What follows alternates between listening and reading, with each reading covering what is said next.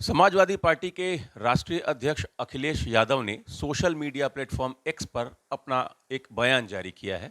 बयान उत्तर प्रदेश में प्रशासनिक अधिकारियों के ट्रांसफर पोस्टिंग से जुड़ा हुआ है और उपचुनाव से उसको जोड़कर अखिलेश यादव जी ने ये बताने की कोशिश की है कि जाति और धर्म के आधार पर अधिकारियों का ट्रांसफर और पोस्टिंग हो रहा है।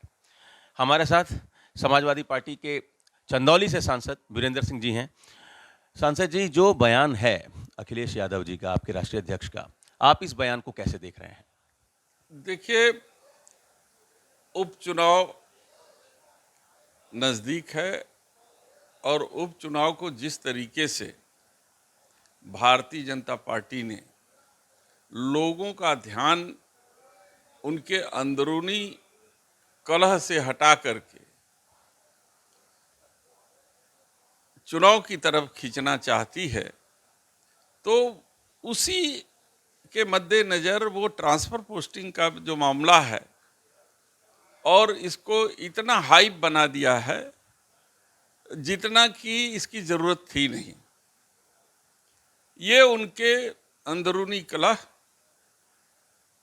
और शासन के अंदर जो बौखलाहट है वो दर्शाता है कि वो उनकी मानसिक स्थिति क्या है।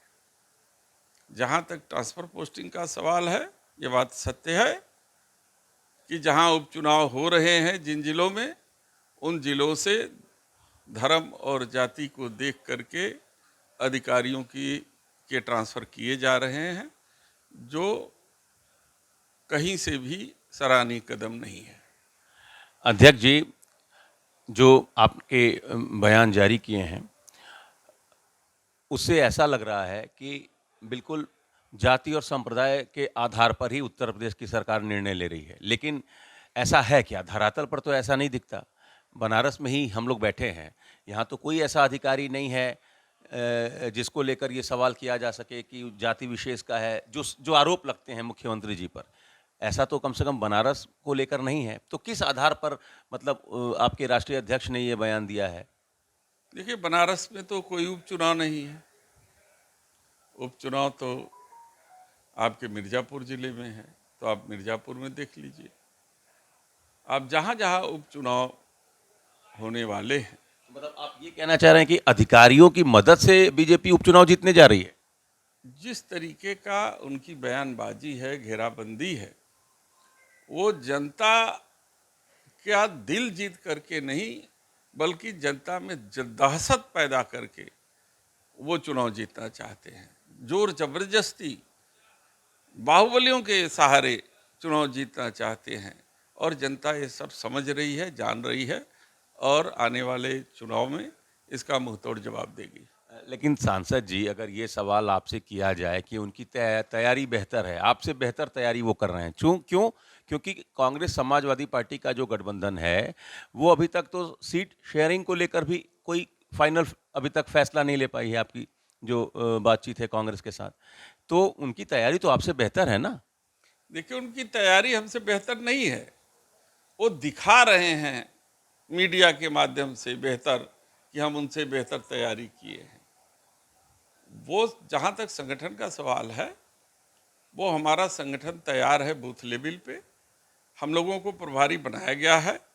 हम लोग जा कर के ये देखेंगे कि हमारा जो पीडीएफ फार्मूला माननीय राष्ट्रीय अध्यक्ष जी ने बनाया है, उस फार्मूले के तहत बूथ पर हमारे कार्यकर्ता बने हैं कि नहीं, तैयार हैं कि नहीं, कहीं थोड़ी बहुत कमजोरी हो तो उसे दूर करके मजबूती के साथ हर बूथ पर चुनाव जीतने का प्रयास करेंगे हम लोग और वहाँ से सीट भी जिताएंगे।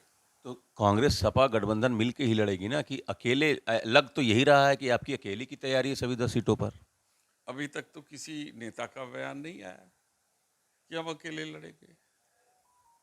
तो अभी तक तो सीट शेयरिंग को लेकर भी कोई अंतिम निर्णय नहीं आया, बहुत समय तो रहा नहीं अब। नहीं, क्या आपको लगता है कि इंडिया गठबंधन टूट गया है? आप सांसद, आप बेहतर बता सकते आप बताओ, हमें तो नहीं लगता है। हम साथ हैं, साथ मिलकर चुनाव लड़ेंगे। हैं। आपको विशेष रूप से जिम्मेदारी मिली है मझवा की। बड़ा टफ सीट है, कभी जीत नहीं पाई है समाजवादी पार्टी। बसपा और बीजेपी का ही कब्जा रहा है। उस सीट पर कोई खास रणनीति? अब समय बदल गया है। अब लोग अपने अधिकारों के प्रति जागरूक हैं। अब जनता ये समझ गई है कि जिन मुद्दों को लेकर के सड़क से लेकर के सदन तक ये इंडिया गठबंधन और विशेष रूप से समाजवादी पार्टी ने जातीय जनगणना की बात उठाई है, वो मुद्दा उनके अधिकारों को सुरक्षित करता है, उनके अधिकारों को संरक्षित करता है और उस मुद्दे के आधार पर सब पीडीए के साथ जुड़े हैं और जुड़ करके भारतीय जनता पार्टी का जो है जवाब देंगे। एक आखिरी सवाल, कन्नौज में जो घटना घटी, आपके पार्टी के एक नेता पर जो आरोप लगा, दुष्कर्म का आरोप लगा, बीजेपी के लोग हमलावर हैं, समाजवादी पार्टी के नेताओं पर वो तमाम तरह की टिप्पणियां कर रहे हैं, आप इस घटना को कैसे देख रहे हैं? ये शायद बीजेपी भूल गई है कि बीएचयू में भारतीय जनता पार्टी के लड़कों ने एक बीएचयू में पढ़ने वाली गरीब लड़की के साथ बलात्कार किया, उस पर क्या कार्रवाई सरकार, उत्तर प्रदेश सरकार ने किया।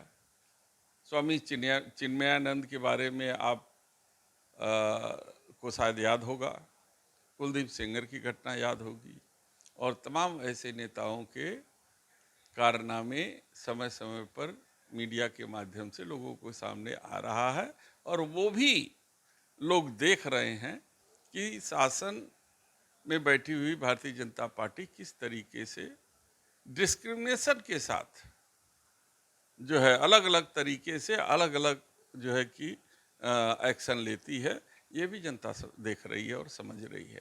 मेरा मानना है कि जो गलत है उसके साथ शासन सख्ती से पेश आवे और किसी निर्दोष के साथ को जो है उसमें फंसाया न जाए। चलिए, तो समाजवादी पार्टी के चंदौली से सांसद बीरेंद्र सिंह का कहना है कि इंडिया गठबंधन मजबूती से उपचुनाव लड़ेगा, कहीं कोई समस्या नहीं है, सीट शेयरिंग पर बातचीत हो रही है, समय आने पर उस पर फाइनल निर्णय ले लिया जाएगा और मझवा सीट जो अभी तक समाजवादी पार्टी कभी जीत नहीं पाई, इस बार वहां भी समाजवादी पार्टी पीडीए फॉर्मूले के तहत वो सीट अपने कब्जे में लेगी, वहां भी जीत सुनिश्चित करेगी। Amit Singh, TV 9 UP, Varanasi.